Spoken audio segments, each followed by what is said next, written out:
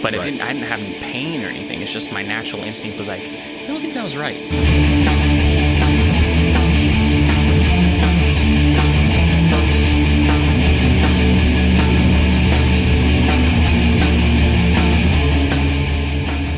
Good morning. Welcome to Talking Filthy. I'm here with a good friend, Jacob. How are you, man? Doing good. How about you? I'm doing great. So we are kicking back, drinking some Siren right now, some medium roast coffee, and we're going to chat about the night you almost died.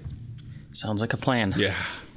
So the reason I wanted to kind of bring this one up, I think it's absolutely fascinating in a couple areas. Not that your horrific experience is fascinating, but your one thing that stood out right away was when you told me you had gone through this, I don't know, a few months ago when we talked, you were so kind of nonchalant. And I know the healing process for you was not easy or fast or anything like that, but it just caught me off guard. Like you had a really bright smile on your face. And I think people that have seen death in the face, like up close, I know that look. I know what that means, that you've got a second chance at life. And, so let's talk about that. Let's talk about, why don't we go into what happened? Yeah. So pretty much to start off, it was just I wouldn't even say a party. It was just a hangout at a friend's house. More of an acquaintance to me. It was like one of my friends, good friends, but I've been to this guy's house multiple times before.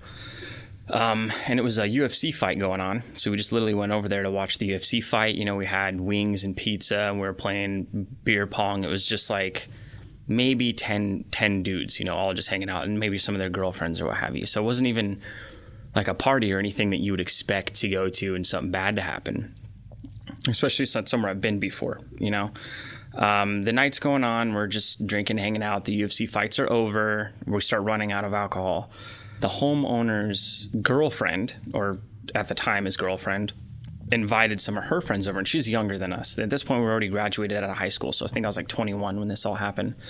But she's 18, and she just graduated that year. So she had some friends from high school she wanted to invite over, so she invited this guy. He brought two of his friends and a girl, and they all just came over, and the instant they got there, they were just, the outcast, just acting different than everybody else. Their vibes weren't. Yeah, it was just, it didn't match with us, like who we were. We're all the kind of guys that, like, you come over, we share the alcohol, we're friends, we make conversation, we're cool, happy-go-lucky, no drama, They came over, they're just quiet, they brought some alcohol, and we ran out, so they were hiding it under a table, just a table kind of like this, like what we have right here, just hiding it against the wall under a table.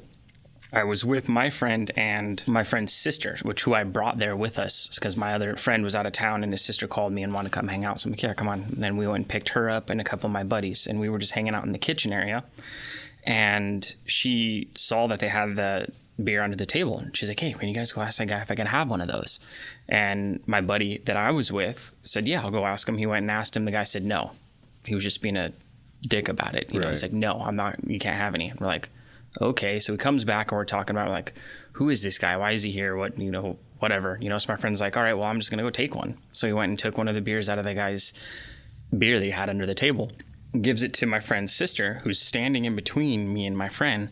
And like less than a minute later, the dude walks between me and my friend and kind of like shoves us out of the way, grabs the beer, rips it out of her hand and pushes her. So let's talk about party rules. If you're at someone else's house and you bring beer, I've always known it as, because I'm the same way, it's a kickback and everyone chips in beer. You're at someone else's house. Mm-hmm. It's different when it's your house and you're supplying the beer and and whatever type of thing, and you get to make that decision. So right away, this sounds like the dude is a douche canoe. It's like I almost felt like he was there with an intent of causing drama.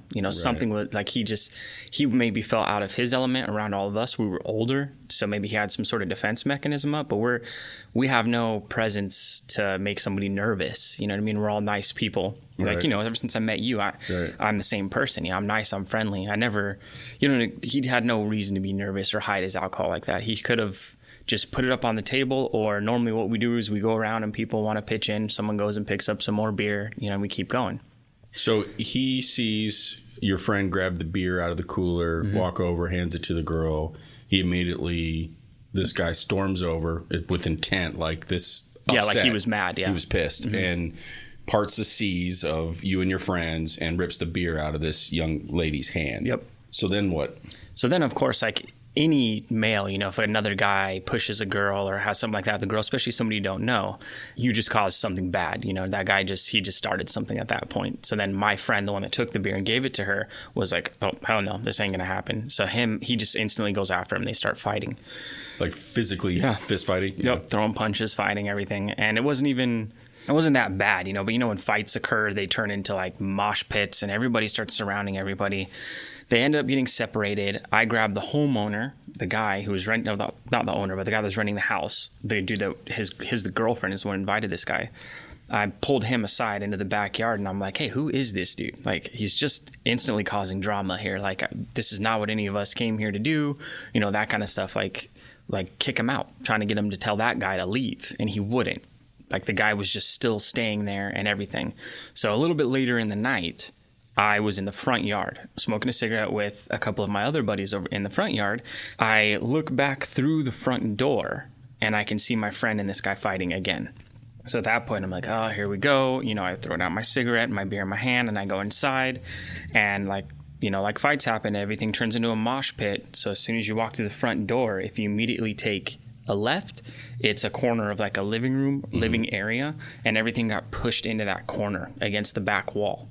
So I went towards the guy and he was getting the better of my friend. So that's why I was going to get him off my friend if I had to punch him, whatever I had to do to get this guy off. But I went to kind of get him off and swing at him and I fell. Nobody hit me or anything. I just fell. Like I slipped. Someone must have spilled their drink in the corner. And when I took a step, I just slipped and fell to my knees. So I was in a prone position and I was on like my left knee and my left palm were on the ground. As and if you're bracing to stand up again. Yeah. And my right leg was extended out. And so my right arm was kind of just in the air. I was kind of like in a position like, you know, right leg out and then knee and palm of my left like a on half the side. Split almost. Yeah. And I hit the ground like that and he was directly in front of me. So I kind of fell to the side and behind him almost. So just like that against the wall. And I remember it turned into a mosh pit, so it was too hard to try to stand up because, you know, you're talking about everybody that was there at that point. They're all trying to attack and get this guy away. And I was trying to stand up and I couldn't. And I was trying to grab at like people's legs to try to pull myself up. And the next thing I notice is I can see him hunched over, like going through his pockets, like, you know, feeling himself in his pockets. And then I just remember his hand coming back and around and it just stabbed me straight in my groin, like an inch from my junk, like right in your, I don't know, I guess they say like the V of your pelvis, like right in that crease where it connects to your thigh. And you didn't realize you'd been stabbed. You just felt a hit, an impact. Yeah, it just literally felt like I got punched, but instinctively something felt wrong. But I didn't have any pain or anything. It's just my natural instinct was like, I don't think that was right. Something's wrong. I've been hit before, and I'm not sure that was the same. Yeah, it didn't really hurt or anything. You know, your adrenaline's pumping. You know, I've been drinking. Yeah. So I was like, I don't know. So what I did is I knew he had a knife. So I was like, it's kind of hard to think about now because it's kind of blotchy in my memory a little bit. Probably because the alcohol and then the stress of the situation. But I just remember instinctively, I didn't actually see the knife, but I knew he had a knife because I put two and two together. He's going through his pockets. I got hit. I didn't see the knife go into me, but I knew it wasn't, you know, something wasn't normal. It felt like a punch, but it was more than a punch. I just knew it. So then I started crawling along the wall to try to get out the front door because I was worried about, like, I didn't know if the guy was just trying to attack me at that point or what was going on.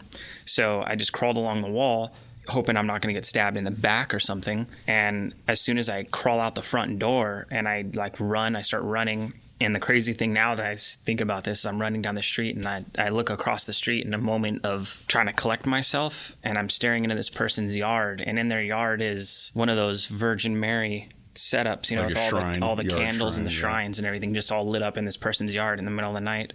And I was just staring at it for a second, and then I walked around the corner, and then I'm holding myself where I got stabbed the whole time. So then I looked down to see what, you know, okay, where did I get stabbed? What's wrong with me? That's my brain process started thinking. And blood was, every time my heart would kick, you know, like my adrenaline was pumping, blood was squirting between my fingers. I was pushing so hard, it was coming between my fingers, all down my leg and in my shoe. So it was like, you know, when you step in a puddle, my shoe was like that, but full of blood.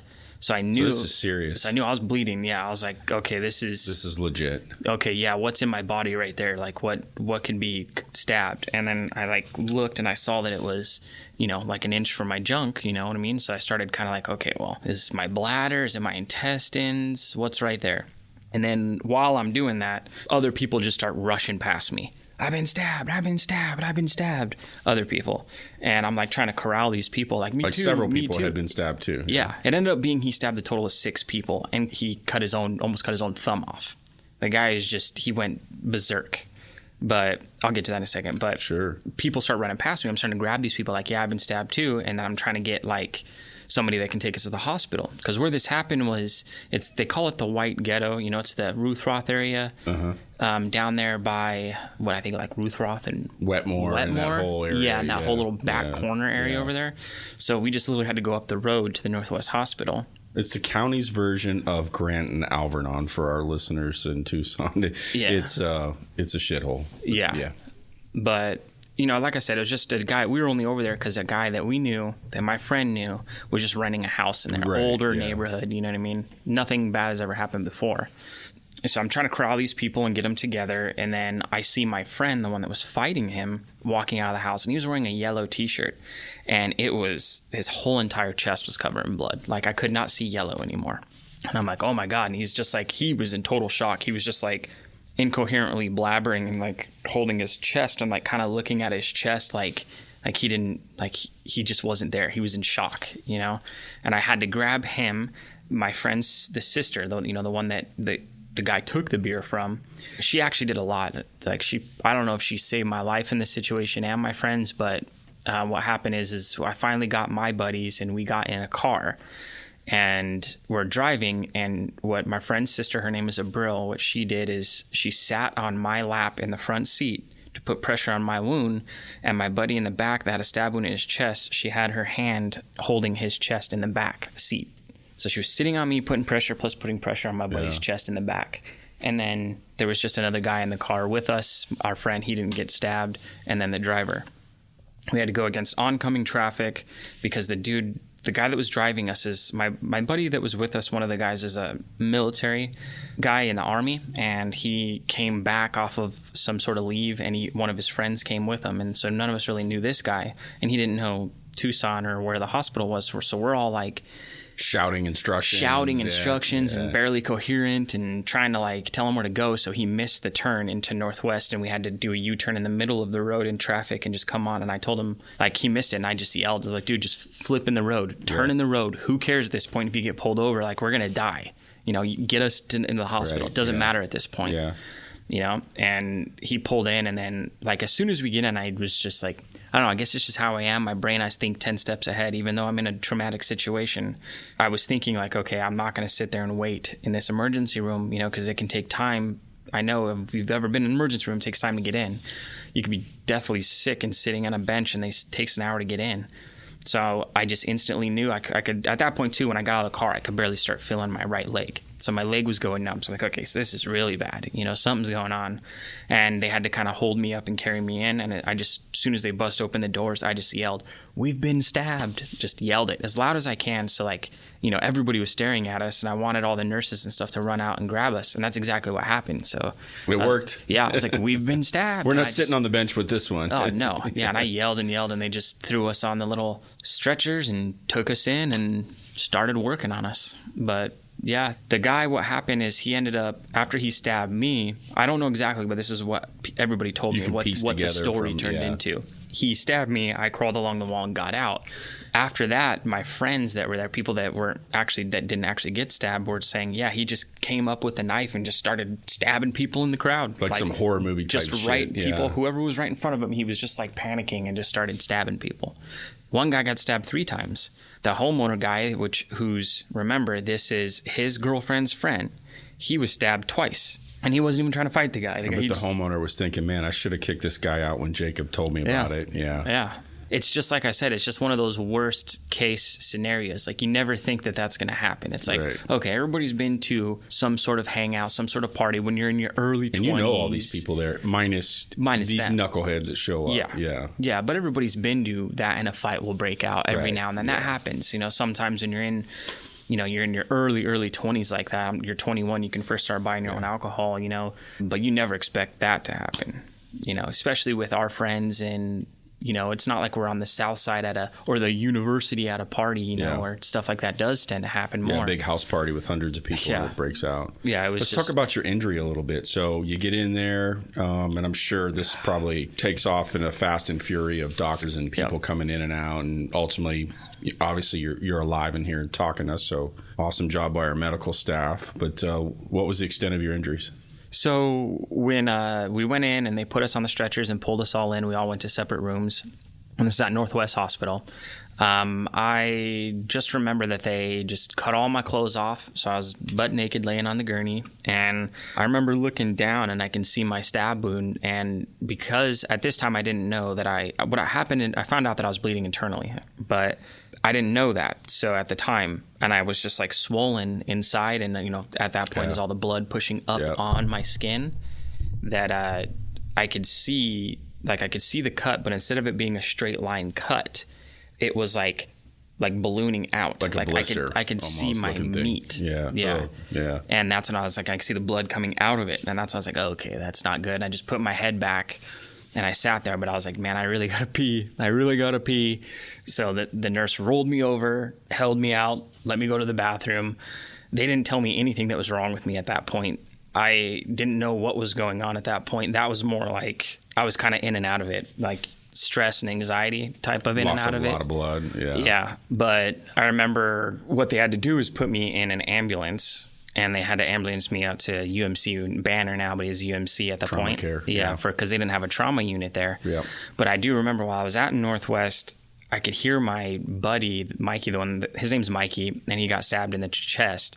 He had a collapsed lung, but I can hear him screaming in the room next to me. And I remember trying to ask the nurse, like, you know, is he okay? Is he going to live? What's going on? Blah, blah, blah. Because this is my best friend since like third grade, you know?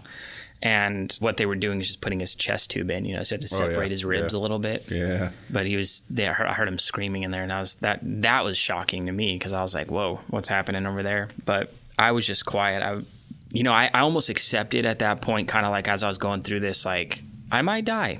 You know, and it kind of like I almost accepted it. You know, I'm just like, well, never thought this is how it's going to happen. But it's like I could literally, because I was like exhausted. I was, you know, all the adrenaline dumping. I was low on blood. You know, my body was just kind of in a zone of like, it is what it is. You know what I mean? Like I was just going with the flow. Like, and if I just fell asleep and didn't wake up, it is what it is at that point. You know what I mean? Sure. But they get me in the ambulance and they just take me to UMC, and then UMC, they rush me instantly into a CAT scan machine. They're rolling me around in the CAT scan, getting my whole body, you know, in and out, or they put you half in, half out, all that stuff. And they finally pull me out and they roll me to the computer screen, and the doctor's like, shows me the screen. He's like, okay, this is your abdomen. He's like, you see this big black mass down here? And I'm like, yeah. And he's like, that's fluid in your abdomen. He's like, we don't know because it can't penetrate fluid. So, like, we don't know if that's bowel, like it cuts your intestines and this is your poop leaking in your body, or your stomach bowel, or if it's pee, like urine from your bladder, or if it's blood. We don't know. One of the three, and it's not good. But or all like, three, and it's not good. Yeah, and that's when he told me, is like, you're going to have what's called exploratory surgery. And I'm like, okay. Again, like I was just going with the flow, right? I didn't know. I'm like, all right, fine.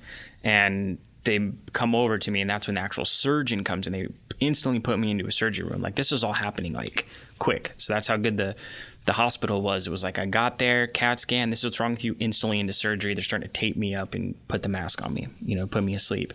But before that, you have to sign a paper that says, you know, they don't know if you're allergic to anesthesia. They don't have time to determine if you're allergic to it or not, because I've never had anesthesia before at that point in my life. Basically, we're going for a ride. Deal with it. Yeah. Sign here, please. And if you die, sign here. You're not going to hold the hospital liable because we're doing emergency. You need to try to save your life. And I'm like, okay. So it's pretty much you sign your life away. Like, you don't know if you're going to wake up.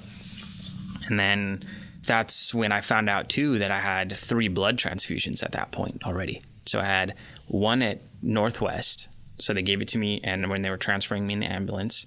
And I had 2 since I've been at UMC. That's how much blood I lost.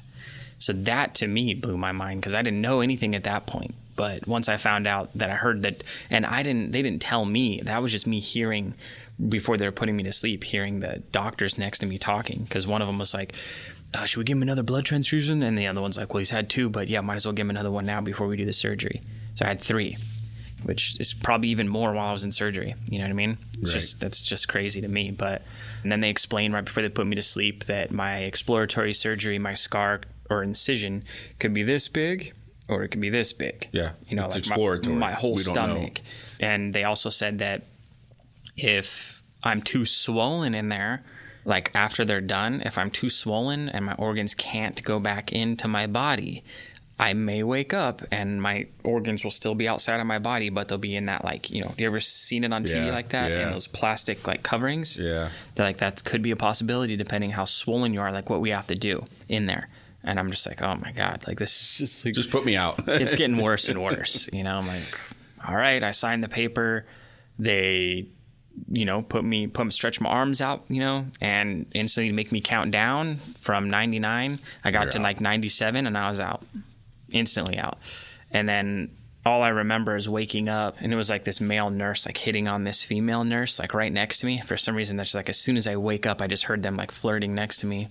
This was crazy too with anesthesia, man. When you're in that strong of anesthesia, it's like for probably like a day, it's you're awake, you're asleep, you're awake, you're asleep, you're in and you're out. But like for the first few hours, it's in and out. You have 5 minutes of memory maybe. You wake up, look around, oh, you're back out. You wake up, you look around, oh, you're back out for like hours. So it's like that's the first memory I have. And then I remember blips of waking up and seeing people saying, oh, he's awake, let's get him into whatever room. And I'd fall asleep. And then I wake up and I'm in the room.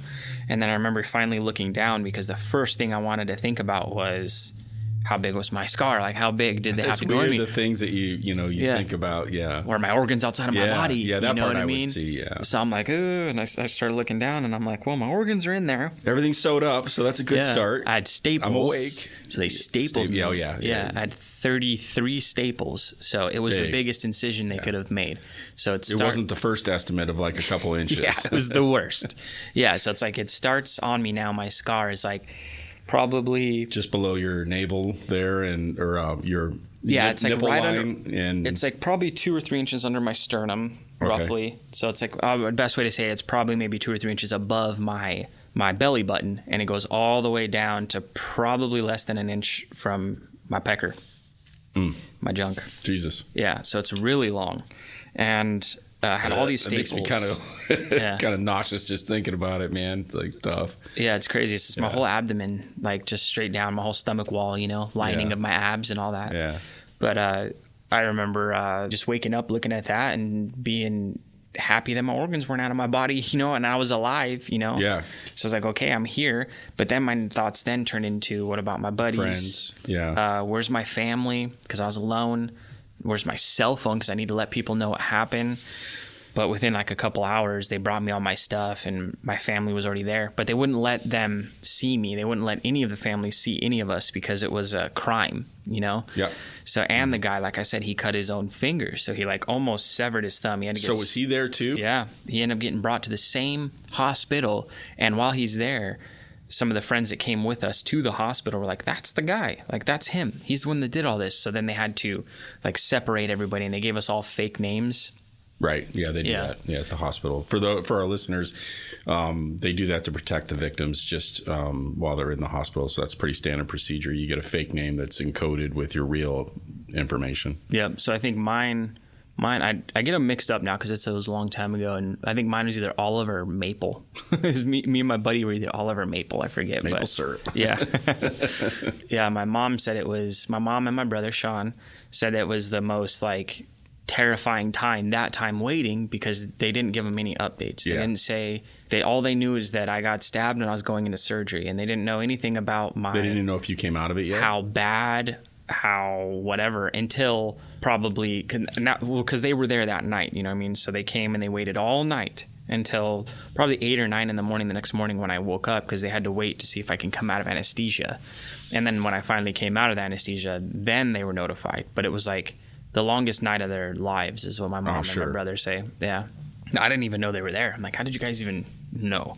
You know, like I couldn't tell anybody. I didn't tell anybody what happened. It was all so somebody fast. Got a hold. Yeah. Yeah. So somebody because I was with one of Sean's friends too. Like he's a mutual friend. Yeah, mutual. He's a friend of mine, but he's my older brother. But he was there with us too. So he called Sean. Is what I ended up finding out. So the setting at the hospital is you've got 6 victims, and I'm going to call them victims, that were attacked by this. We'll call him Douche Canoe for simplicity purposes. You got 6 of you. All 6 of you are at UMC getting trauma care. Yeah, I think we were all there, yeah. Plus the bad guy cops. I'm sure the place was packed trying to keep you guys all alive and all just, Well, I was the worst. I was the only one that had to have surgery. Mine was the worst. My friend Mikey that got stabbed in the chest, he just had his collapsed lung. And then at that point, they put his chest tube in and they're just monitoring his lung capabilities and capacity. And his was scary just because where it punctured his lung, it was an inch from his heart. So that was scary, but it was his was okay. You know what I mean? The other guys that got stabbed, another guy had a punctured lung because he got stabbed in the back, like lower rib area, almost kidneys, but it was like in an upward angle and it got the bottom of his lung, and he had a collapsed lung too. But other than that, everybody else that got stabbed, like one guy, like I said, got stabbed 3 times. It was all just superficial. They just got like stitched up and were sent home the next day. But me and the other 2 guys that had collapsed lungs were the ones that had to stay in the hospital. And yours was the most severe. Mine was the most severe. Mine was life-threatening. Yeah, they had to cut you open and not know if this was how the outcome was going to play out. I was the one that if any of us could have died, it was me. So you wake up. Yeah, I'm sure at some point you're able to see your family. You're able to kind of process everything. You've got this fillet wound stapled up in your stomach. What's your mind? Where are you at now? I'm sure things have calmed down. There's probably cops everywhere in there and doing their thing and all of that. So talk a little bit about that right after you wake up and you're not in and out so much anymore with anesthesia, but you're able to start really putting your thoughts together. And conversations. Yeah. So when that happened, that's when my family finally got there and I got my cell phone. My thoughts were pretty easy, I guess. I don't know. I was just more happy of like, I'm alive, I'm here. Like this sucks and all that, but like I was just kind of going with the flow. I don't know. That's the best way to put it. I wasn't too stressed. I wasn't too concerned. I was just like, I'm here. My family's here. I'm just going to, obviously I'm alive and I can move. I got a big scar. They didn't explain to me what they found in me yet. No one's came in at that point yet and told me, but I just knew I was alive. So I was just like, all right, well, I'm just going to kind of be chill and sit here in the hospital and do what I got to do. I was connected to all kinds of things though. You know what I mean? So I had IVs in me. I had a catheter. I had all kinds of monitoring equipment. Yeah. I had a morphine pump in me. I had what they call the grenade.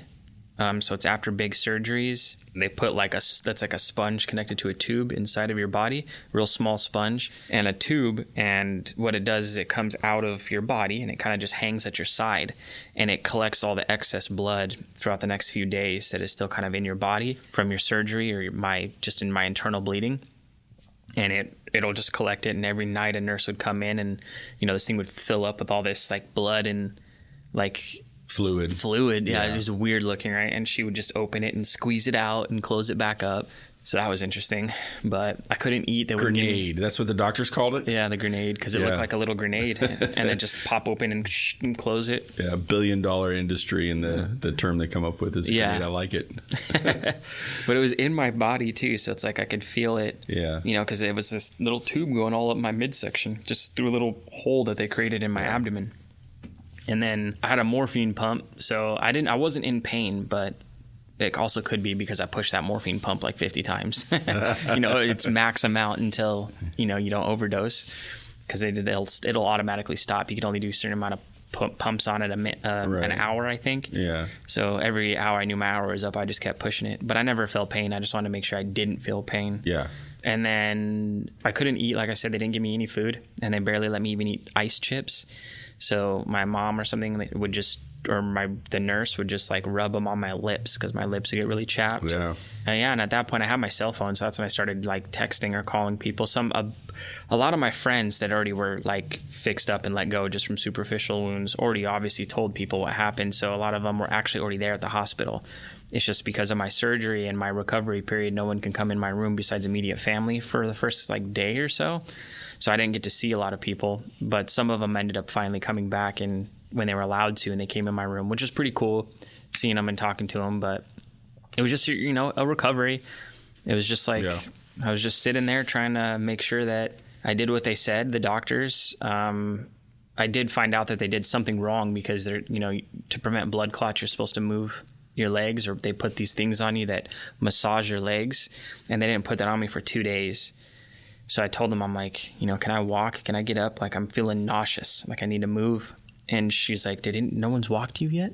And I'm like, no. So she runs and grabs these little, things and starts putting them on my legs, like these little massagers. She's like, all right, well, let these work for a little bit, and then we'll get you up, later this afternoon. Get the blood flowing, get the muscles moving. Yeah. But when I finally got up, though, that was a relief. But because of the staples in me and the surgery, I couldn't stand straight up, like with a straight back. So I was like a hunchback, and it was painful. And I had I couldn't actually see I could see some of the staples, but they did have like a pad and stuff over it. You know what I mean? Just for potential bleeding and all that. But I was hunched, and I had a catheter in. I had that little tube hanging out my side. I had to walk with the IV bag on the thing. So it sucked, but it felt nice to get out of the bed. Absolute train wreck, and just taking a few steps is like the simplest joy at that moment. It felt good, to get out of the bed and be able to look around. I couldn't pick my head up very high either because I was like, all the stuff, the morphine and all that, like the movements would make me extremely nauseous. Like I was going to throw up. So I'd have to be hunched over and kind of look around with my eyes to the top of my head trying to see, just because I couldn't stand straight up and look people in the eye. It was just nice to get up and move around. That was nice. And then the final day before they said that I can go is when the surgeons came in, and that's when they told me what they actually found, what was wrong. Hey, this is the good and this is the bad type of conversation. They came in and they just said pretty much that, hey, we have good and bad news. What do you want to hear first? I'm like, well, I'm alive, so it's the bad news. And they're like, well, the bad news is that what happened to you is the knife, when it entered you, it cut, it almost like the way they said it almost like filleted 3 blood vessels directly off my femoral artery in my thigh. They said that the amount of membrane that was left on my femoral artery holding my artery together was less than 1 millimeter. So it's like, less than a hair width, I would say. Yeah. And they're like, what they said is if anything different would have happened in that situation, anything different, meaning when the knife went into me, if it went in at any other different angle, or if I moved it any other different way, or when he pulled it out any other different way, if anything different would have happened than what it did, it would have severed my artery, and I would not have even made it to Northwest Hospital. They said that the cut on the artery was too long, that I would have bled out in minutes. Like I probably would have crawled along the wall, made it to the grass in the front yard, and just passed out and died. That's how big of, the knife, you're talking about a hole, could have potentially been in my artery about that fat. Yeah. That's a lot of blood just So you always hear out. A lot of stories about I was an inch away from death, and this is a real life story where you were millimeters from death occurring, and it's just kind of, I think the irony in it too, if you will, is you getting that close, crawling out of there and looking over and seeing the Christian shrine, in that yard, and you're kind of in that moment, it's kind of you reflect back and you go, I wonder if I had good luck on my shoulders, if I had that kind of thing going. Yeah, and that's what I think about. That's why I say it's weird to think about, because I look back now and I remember that, you know what I mean? Of course, I didn't remember it immediately right after, but, I start thinking about it like the year or so after. I'm like, I remember that. I ran out of the house and I saw the shrine in that person's yard. It just, wow. So they come in, they give you a report, you're getting ready to go home. Several of your other friends are patched up and out of there by now. Mm-hmm. How long were you in the hospital total? Roughly. I think it was 4 days. 4 days? Okay. Yeah. All right. So that's, I guess not, in my mind, I would have thought, a month or two given the circumstances. No. But yeah, it was 4 days, but it was 4 days of nothing. Not being able to eat, not even moving, days, not moving. So it was pretty sedentary. Even when they let me go home, I was in a wheelchair. Yeah. Well, he said the bad news, right? Hey, this is what happened, and what happened to you is you were bleeding internally. So that's when I found out, yes, that CAT scan x-ray, all that black spot was blood. So I was bleeding internally. And I put 2 and 2 together. I had all these blood transfusions. I lost a lot of blood. So then I'm like, okay, well, it's the good news then. He's like, well, the good news is you're going to be fine. We put it all back together. You're going to be okay. You're just going to have to worry about hernias until you build the strength back in your stomach wall, your abdomen wall.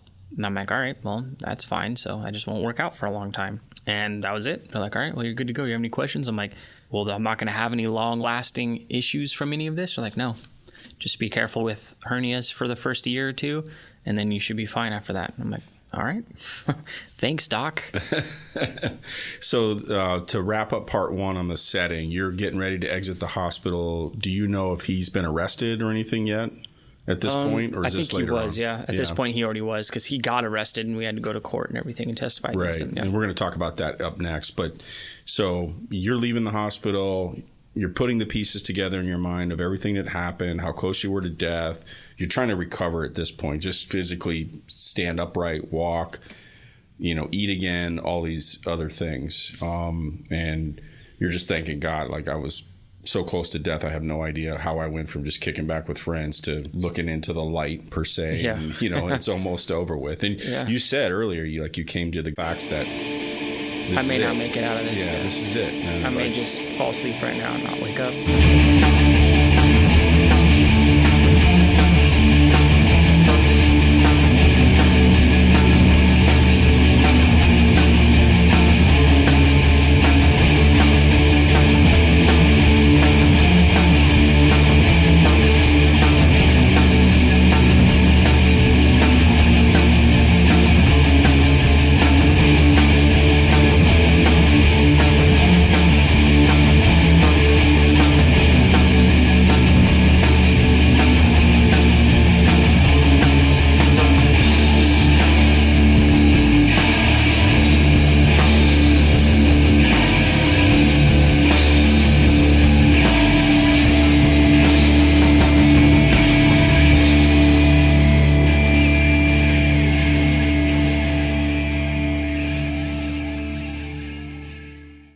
Well, Filthy Pirates, we hope you all enjoyed the show today. Hit that like and subscribe button to follow us on our YouTube channel.